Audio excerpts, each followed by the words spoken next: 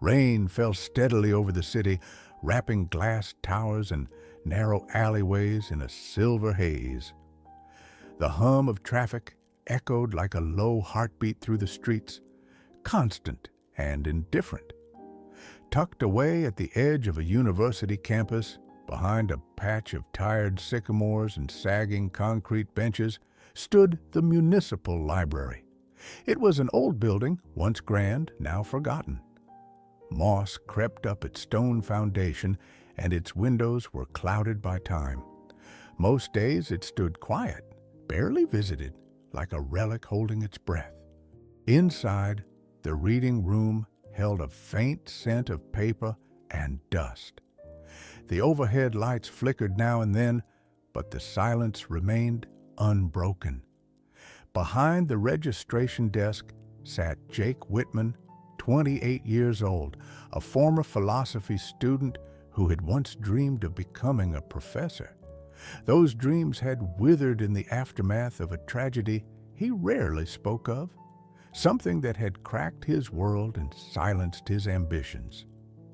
He lived alone now, renting a narrow room in his uncle's basement, paying his way by tending to this forgotten library, where the days bled into each other like pages in an unmarked journal.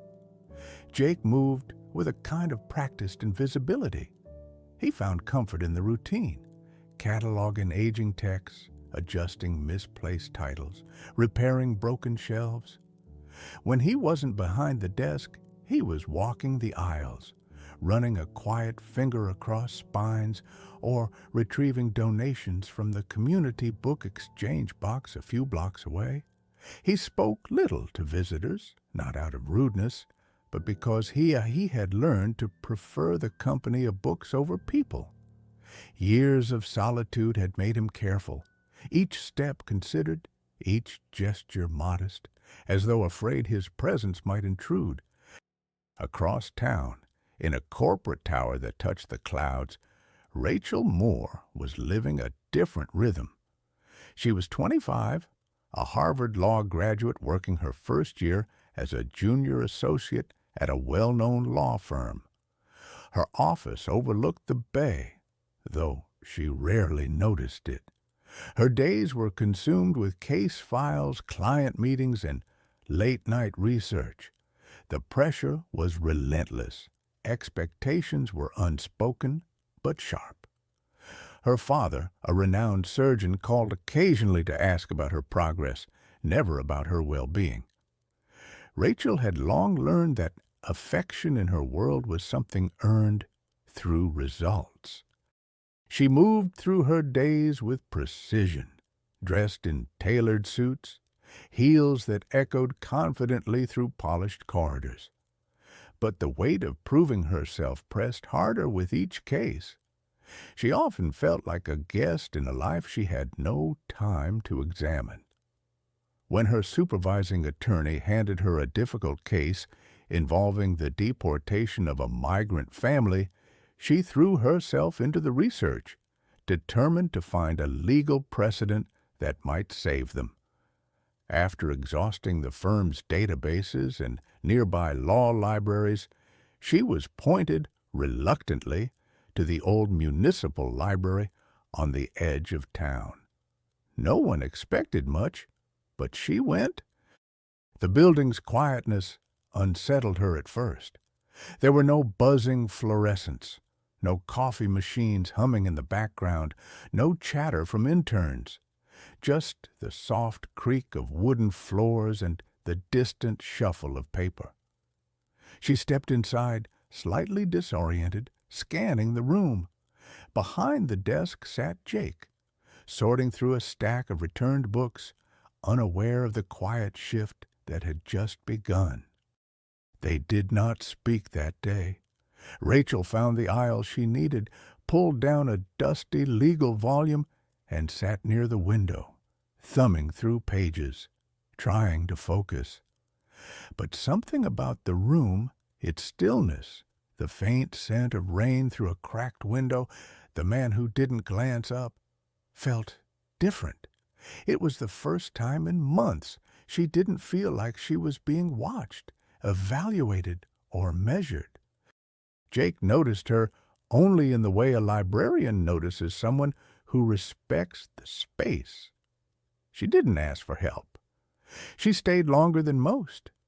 When she left, he looked toward the door a second too long, as if listening for a sound he didn't realize he missed. In a city of strangers, something had quietly shifted. Neither of them knew it yet, but silence had finally made room for something new. Rachel began returning to the library more frequently. At first, she justified it with her ongoing legal research. There were still documents to cross-check, obscure precedents to uncover. But she knew that wasn't the real reason. It was the quiet that pulled her back, the absence of judgment, the subtle shelter the space provided from the noise of her world. The library had a different rhythm, slower, deliberate, human. It contrasted sharply with the relentless tempo of her office, where urgency and competition dictated every move. Each visit deepened her awareness of Jake. He never hovered, never offered unnecessary assistance. When she entered, he simply nodded from behind the desk and returned to his task. Sometimes she would see him seated alone at a narrow table near the back window, hunched over a worn paperback of Walter Benjamin. He read slowly, with intent, as if decoding the soul of the page. At other times, she noticed how gently he handled old volumes, how he paused to wipe the rain from the covers with a clean cloth before placing them back on the shelf. She began to arrive earlier, sometimes lingering a bit longer before gathering her things. In the quiet moments, she watched how he spoke to the few elderly patrons who still frequented the building. They greeted him with a familiarity that hinted at years of routine. Jake remembered their names, their reading preferences, even the weather patterns that troubled their joints. He didn't fill silences with performance or charm. He simply existed in the moment, unpolished, sincere. One afternoon, heavy rain swept the streets just as Rachel was leaving. She had come in a rush and left her umbrella by the door, forgotten. As she paused at the exit, uncertain, Jake appeared beside her without a word. He held out the umbrella, not seeking gratitude, not expecting a conversation. Their eyes met only briefly, but something unspoken passed between them. Acknowledgment, perhaps, or the first thread of understanding. After that, the distance between them began to soften. Rachel still didn't ask him personal questions, and he didn't volunteer much. But she began to notice traces of the life he once had. In the back room, she found a stack of old university journals, his name printed beneath thoughtful essays on ethics, literature, the role of dissent. He had written with clarity and conviction, but those days felt like they belonged to someone else. She imagined him younger, passionate, engaged, before the grief had folded him inward. One evening, as the sun dipped low behind the cloud cover, she stayed past her usual time, tired from the weight of a difficult day. They were the only two left. She sat at the long table with her case notes spread before her, the edges curling from humidity. Without planning to, she began to tell him about the family she was fighting for, a mother, a father, 2 children. They had fled violence only to be treated like criminals. She spoke quietly, not expecting a response. Jake didn't interrupt or offer opinions. He just listened, still and attentive. But something in his posture changed. A subtle tension, a shift in his gaze. Though he said nothing, it was clear her words stirred something dormant in him, something he hadn't allowed himself to feel in a long time. Their lives moved to separate beats, hers driven by urgency, his defined by withdrawal. But in the quiet of the library, those rhythms had begun to overlap. Not in perfect harmony, not yet, but enough to be noticed, enough to matter. A month passed, and the rhythm between Rachel and Jake quietly solidified. Her visits to the library grew longer, not because her case demanded it, but because something intangible pulled her back, something she didn't yet have a name for. She began to bring small offerings, excuses to linger a little more. One morning, it was a coffee, warm and slightly sweet, placed beside the checkout desk without a word. Another day, it was a second-hand novel she thought he might enjoy. Once, she arrived with a paper-wrapped slice of apple pie, baked by the mother of one of her pro bono clients. It wasn't grand or intentional, but each gesture slowly chipped away at the edges of Jake's isolation. At first, Jake received her kindness with cautious distance.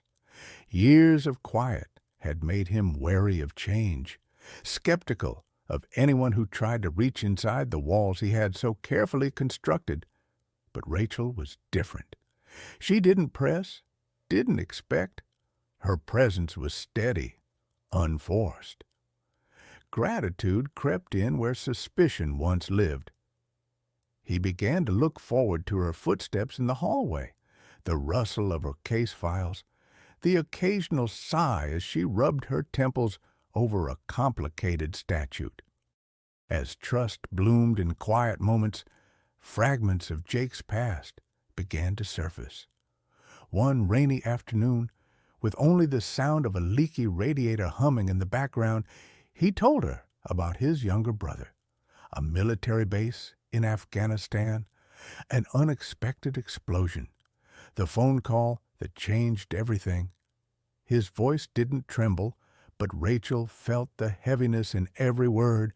The pain wasn't just in the loss, it was in the silence that followed. Jake had missed the last call, had ignored the last message. And then he had buried himself in routine, in order and solitude, letting the weight of guilt harden into something permanent.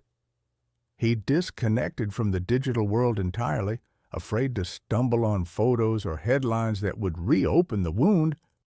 Rachel listened without interruption. She didn't try to fix or interpret. She simply stayed, her presence a quiet answer to his grief. She didn't say it out loud, but she understood what it meant to carry invisible wounds. Behind her crisp suits and confident stride lived a daughter constantly proving herself. Her father, a renowned surgeon, had never approved of her decision to pursue law. He had wanted her in medicine, in a world he understood and respected. Every long hour at the office, every successful argument, every sleepless night, all of it was her attempt to earn a nod he never gave. She lived in forward motion, always a few steps ahead of exhaustion, afraid that if she stopped, the truth of her own fragility would catch up. As the days unfolded, Jake began to read differently. Where once he escaped into abstract philosophy or classic fiction, he now found himself drawn to articles on civil rights and legal ethics.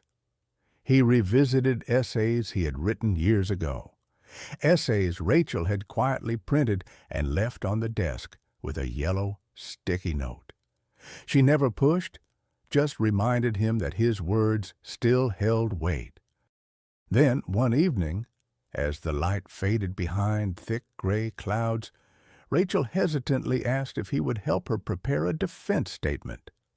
Her case had reached a crucial point, and she needed perspective, his kind of clarity. Jake refused at first, retreating into old habits of silence and self-doubt. But the idea took root. That night, alone in his room above his uncle's garage, He pulled out a dusty folder and began to write. The next morning he arrived at the library early. When Rachel stepped through the door, he was already there, seated at the table near the back. Without speaking, he slid a stack of handwritten notes across to her. She didn't ask how long he'd stayed up working. She just smiled softly and began to read. Something had shifted. Neither of them said it, but the walls between them had begun to crack. Not with force, but with something far more powerful. Mutual understanding. The courtroom was crowded, filled with the low murmur of voices and the tension of stakes that mattered. Rachel sat upright at the plaintiff's table, her files stacked neatly before her, but her thoughts were elsewhere, half still in the quiet corners of the library, half still hearing Jake's measured voice reading aloud the arguments they had shaped together over late evenings and forgotten coffees. His fingerprints were on every page she held. When she rose to speak, the room quieted. She didn't rush. She moved through the case with clarity, conviction, and a calm that surprised even her. She drew on precedents Jake had unearthed, built emotional weight through the narrative of the family she represented, and anchored it all in the values that had once moved him to write in the first place. She saw the judge's brow soften, the opposing counsel's notes pause, and the translator whisper words of hope to the mother seated behind her. Hours later, the verdict came down. The deportation order was lifted. The family would stay. For a moment, the world stood still. She should have felt triumphant. She had won. But as applause broke out behind her and her colleagues shook her hand, a strange emptiness began to grow in her chest. It wasn't disappointment. It was absence. Rachel went straight to the library after the hearing. She imagined telling Jake, watching the corners of his mouth twitch into that rare, crooked smile, but when she stepped into the building, something was off. The lights were dimmed. A new face stood at the front desk. Jake wasn't there. She waited a few minutes, then asked. He had quit 3 days earlier. The words didn't register at first. Quit? Jake, who hadn't changed his route to work in years. The librarian explained quietly that the city was planning to close the branch within the month.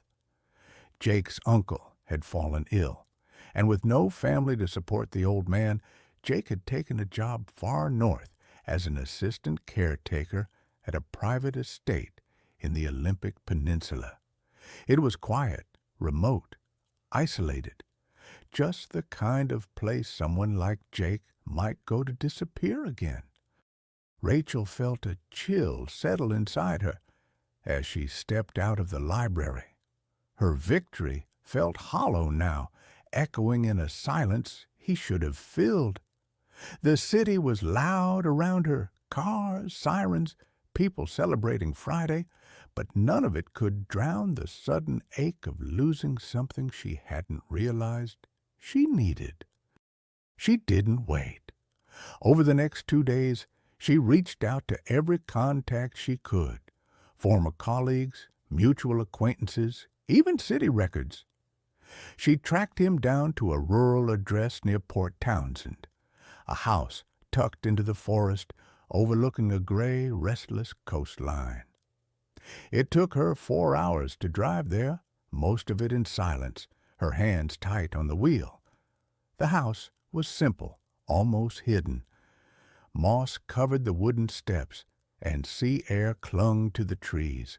She found Jake behind the property, splitting wood with methodical force. He didn't look surprised to see her, just tired. They didn't embrace. They didn't smile. The conversation unfolded slowly, more like a confession than a reunion. Jake spoke first, his voice low and steady. He told her he had watched her rise, seen her light cut through the fog of his life, and known inevitably that it wouldn't last, that she belonged to a world that rewarded noise and ambition while he had chosen stillness as survival. That being with her had felt like waking up, but he wasn't sure he could survive being fully awake again. She listened. She didn't cry. When she finally spoke, her words were measured, but filled with something raw. She told him that she had been sleepwalking through her life, even in success. That meeting him had reminded her what it meant to feel, to connect without pretense, that he wasn't some brief chapter in her story. He was the compass she hadn't realized she'd been following all along. Jake didn't answer. He turned away, looking out at the sea, where fog blurred the horizon and gulls circled in slow silence. His face was unreadable. Rachel stood beside him for a while, saying nothing more, just standing. The wind pulled at her coat, the cold bit at her cheeks, but she didn't leave. Not yet, not this time. Winter passed slowly, with the city draped in gray skies and wet sidewalks. Rachel no longer rushed between mirrored elevators and corner offices. She had left the corporate law firm, stepping away from the pursuit of partnership, prestige, and the constant pressure to prove herself. She had taken a position at a small legal clinic downtown, underfunded, overworked, but grounded in something real. Each case she took now wasn't for numbers on a resume, but for names and stories she had come to care about. Families in shelters, veterans lost in bureaucracy, teenagers facing impossible odds. She moved to a different part of the city, a neighborhood most of her former colleagues would have avoided, where the buses ran late and sirens weren't rare. The apartment was smaller, the walls thinner, but for the first time she felt present in her own life. She stopped wearing heels and tailored coats. Her days were longer, but she didn't feel as hollow. Some evenings she walked without a destination, letting the city unfold around her without needing to conquer it. One morning in late February, she found a letter in her mailbox. No name on the envelope, no return address. Inside, a single page torn from James Joyce's Dubliners, a passage underlined in fading ink, something about the quiet act of sharing in another's world without disturbing it. Her heart skipped. She recognized the handwriting instantly, even though no signature followed. It was restrained, deliberate, unmistakably his. Spring crept in gently. Cherry blossoms along the boulevards, rain replaced by hesitant light. Rachel had been working quietly on a side project for months, a mobile library built from a decommissioned school bus and funded through grants, donations, and endless bureaucracy. The idea was simple: bring books to neighborhoods that had none. Literacy as advocacy. Stories as bridges. It wasn't glamorous, but it was hers. The bus's debut was scheduled for the local school fair. The paint still smelled fresh. Crates of books lined the inside shelves: fiction, poetry, history, children's titles worn at the edges, but full of life. She arrived early, setting up folding tables and stringing paper signs between lamp posts. The fair buzzed with music, children's laughter, the scent of kettle corn and rain-damp grass. At first, she was too busy to notice anything else. Then, just as the sun pushed through the clouds, she saw him. He stood at the edge of the lot in worn jeans and an old navy sweater, sleeves pushed to his elbows, hands in his pockets. Jake.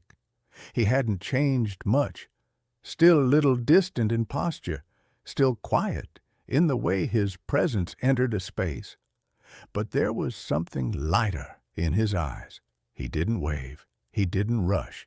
He simply walked over, paused at the table of books, picked one up, a paperback with creased corners, and looked at her. Not for confirmation, just as acknowledgment, as if to say, "I'm here. If that's enough, let it be." She didn't speak. She didn't need to. She handed him a stack of books, nodded toward the bus, and together they carried them in. For the next few hours they sorted, smiled at visitors, helped children find picture books, and laughed quietly when two teenagers argued over who saw a mystery novel first. They didn't talk about the winter, not about the letter or the months apart or the weight they had both carried in silence. They didn't make promises, didn't define what this was or what it might become, but they stood beside each other, shoulder to shoulder, as the crowd moved and the sun warmed the pavement. By the end of the day, the bus had fewer books, and the air smelled of possibility. When the tables were folded and the last child had run off with her prize, a worn copy of Charlotte's Web, Rachel and Jake remained. They didn't need a plan. They had something better, a beginning, not made of declarations but of presence, a choice to stay here and now with no noise between them. A full year had passed. The reading bus, once a modest experiment on borrowed time, had grown into something steady and quietly powerful. Every weekend it parked in a different corner of the city, near underfunded schools, food banks, community centers, offering shelves of donated books, a small children's area with storytime mats, and rotating workshops on human rights, civic responsibility, and storytelling as resistance. Jake had taken over the educational programming. He built simple lesson plans, invited local speakers, created space for dialogue where before there had only been silence.